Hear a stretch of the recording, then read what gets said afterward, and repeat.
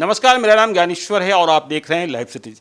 मेरे साथ हैं बिहार के जाने माने फिजिशियन डॉक्टर राजीव रंजन और हम चर्चा करेंगे कोविड की तीसरी लहर की बात हो रही है, लेकिन तीसरी लहर कब आएगी यह अलग बात है। लेकिन हमने ये भी देखा कि जो कोविड की दूसरी लहर की चपेट में आए वे ठीक भी हो गए, लेकिन अब भी कई तरीक़ों से परेशान हैं। थकावट बहुत हो जा रही है, गले में खराश खत्म नहीं हो रही है। तो ये कैसे हो रहा है, इसको कैसे ठीक करेंगे, इस पर हम डॉक्टर राजीव रंजन की सलाह लेंगे। सर, स्वागत है आपका। बहुत बहुत धन्यवाद ज्ञानेश्वर जी। ये कोविड के बाद जो आप बता रहे हैं कि जो लक्षण आ रहे हैं उसको पोस्ट कोविड या लॉन्ग कोविड हम लोग कहते हैं। तो आपको ज़्यादा सतर्क 3 महीने तक रहने का है। 2 तरह का इसको हम लक्षण में बांट सकते हैं। एक लक्षण जो माइल्ड सिम्टम है, जिसमें बहुत ज़्यादा तवज्जो देने की ज़रूरत नहीं है। तो माइल्ड सिम्टम में जो सबसे अहम सिम्टम है वो है जिसको हम लोग कहते हैं क्रोनिक फैटिग सिंड्रोम, CFS। उसमें बेवजह थकान का होना, पूरे शरीर में दर्द रहना, थकान का होना, और आप अगर रेस्ट भी ले रहे हैं तो थकान आपकी ख़त्म नहीं हो रही है। अगर आप नींद में भी चले जा रहे हैं और सो के उठ रहे हैं, सोच रहे हैं कि हम तरोताज़ा हो जाएंगे, ताजगी से भर जाएंगे, ऐसा नहीं होता है। नींद के बाद भी आप उसी तरह से थके महसूस करते हैं। तो ये रह सकता है। इसके लिए बहुत ज़्यादा घबराने की ज़रूरत नहीं है। प्रोटीन का डाइट लेते रहें, विटामिन लेते रहें, फल सब्जी का प्रयोग होता रहेगा, शुगर का टेस्ट करते रहें, ये सब रहेगा। तो ये फैटिग सिंड्रोम धीरे धीरे 3-4 महीना में अपने आप ठीक हो जाता है। गले में खराश, जैसा कि आपने शुरू में इंट्रोडक्शन में कहा, गले में खराश रह सकता है, वो 3 महीने तक 4 महीने तक कंटिन्यू रह सकता है। उसके लिए बहुत ज़्यादा घबराने की ज़रूरत नहीं है। गार्गल करते रहना है और वो जो खान पान में ध्यान देते रहना, ये सब ठीक हो जाएगा। जो बहुत ज़्यादा जिस पर हम तवज्जो देने की ज़रूरत है, बहुत ज़्यादा ध्यान देने की ज़रूरत है, वो है कुछ सीरियस सिम्टम्स।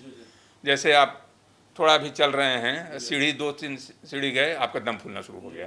थोड़ा तेज़ से चलना शुरू कर दिए, जैसे आप मॉर्निंग वॉक के आप आदी थे, आप गए मॉर्निंग वॉक में 20-25 मिनट से ज़्यादा आप चल लिए, तो आपका सीना भारी हो गया, आप चला नहीं जा रहा, आपको बैठना पड़ रहा है। तो ये कंडीशन जो है ये सब, और बुखार आ जाना कि मान लीजिए कि अनएक्सप्लेन्ड फीवर आ गया फिर, और बहुत हाई फीवर आ गया, आपको सतर्क रहने की ज़रूरत है। तो इसमें हम लोग कहते हैं कि जब इस तरह के सिम्टम्स आने लगे तो हर 15 दिन के बाद पोस्ट कोविड में ये जांच आपको कराना पड़ेगा। तो जांच कराने में जैसे ट्रोपोनिन टी होता है, CRP है, ट्रोपोनिन टी है हार्ट का देखने के लिए, ECG, इको हम लोग देखते रहेंगे। पल्मोनरी फाइब्रोसिस हो जाता है, जो लंग में फाइब्रोसिस हो जाता है, तो उस लंग के लिए हम लोग और जांच एक्सरे वगैरह करा लेते हैं। तो खून का सारा जांच करा लेने से, एक्सरे कराते रहने से ये पता चल जाएगा कि ये post Covid long Covid serious category में है या माइल्ड कैटेगरी में है। माइल्ड कैटेगरी में हम लोग निश्चिंत हैं। सीरियस कैटेगरी में है, उसको सीरियसली इलाज और बहुत त्वरित गति से इलाज करने की ज़रूरत है, नहीं तो फिर उसको भर्ती कराने की ज़रूरत पड़ेगी और कंडीशन खतरा। जैसे आपने देखा होगा कि मिल्खा सिंह बिल्कुल एक्यूट कोविड से ठीक होकर आ गए और उसके बाद उनको हार्ट अटैक हो गया और चले गए।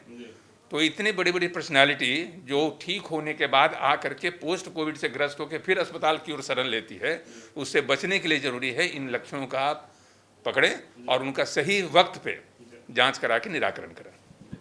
तो आपने सुना कि डॉक्टर राजीव रंजन ने क्या बताया कि यदि थकान खत्म नहीं हो रही है, सीढ़ियाँ चढ़ने में परेशानी हो रही है, तो आपको किस तरीके से अवेयर होना है। इन्हीं सब मुद्दों पर हम डॉक्टर राजीव रंजन से बात करते रहते हैं। तो आप देखते रहिए लाइव सिटीज को। यदि अब तक आपने हमारे यूट्यूब चैनल को सब्सक्राइब नहीं किया, जरूर कर लीजिएगा, और यदि इस वीडियो को आप फेसबुक के माध्यम से देखेंगे तो पेज को लाइक कीजिएगा, ट्विटर पर भी हमें फॉलो कीजिए। धन्यवाद।